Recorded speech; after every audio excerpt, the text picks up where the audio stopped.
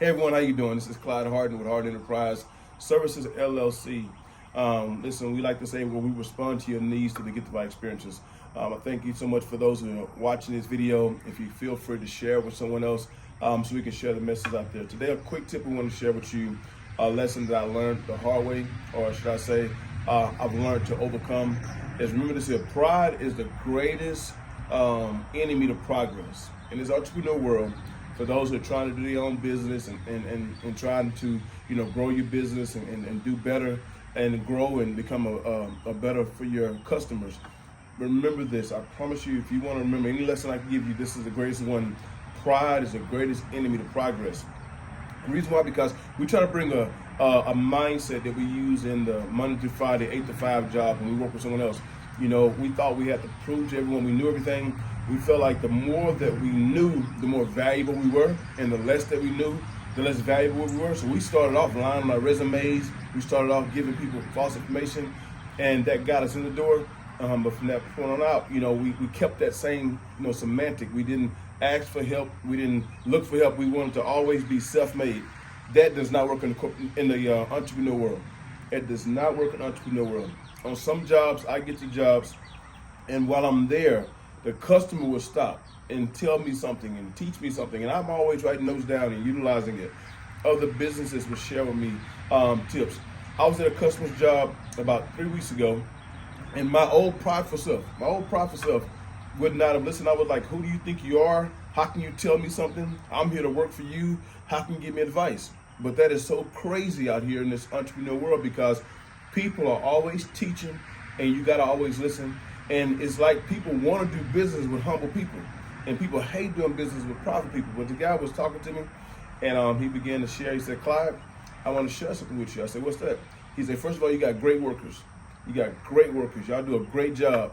He said, but whenever we began to do this job, you quoted me on this job $25,000, right? I said, yeah.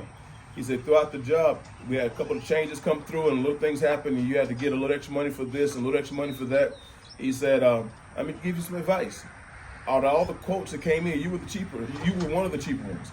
He said, but if you would have went on and charged $30,000, you would have had $5,000 buffer, so that you wouldn't have to come to us and ask us for more money.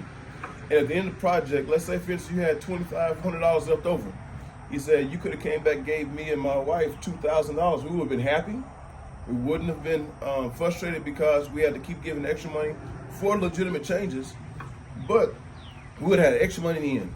He said, Clyde, I want to challenge you to charge a little extra, and now allow yourself more room to have extra money throughout the project. And if you do got enough left over, give your customer a little bit of a refund. I promise you, you'll make them happy.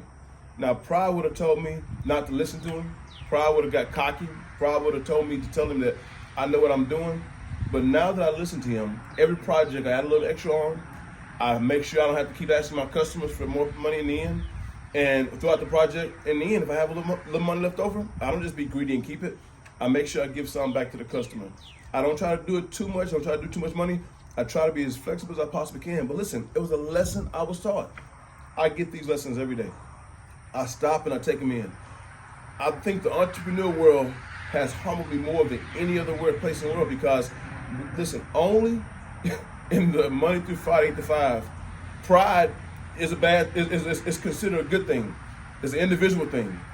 But in the entrepreneur world, it's almost like pride takes on the definition of a group of lions. If you look up the definition for pride, it literally is a group of lions that run together. That means that you got to change the definition of pride when you move to the entrepreneur world.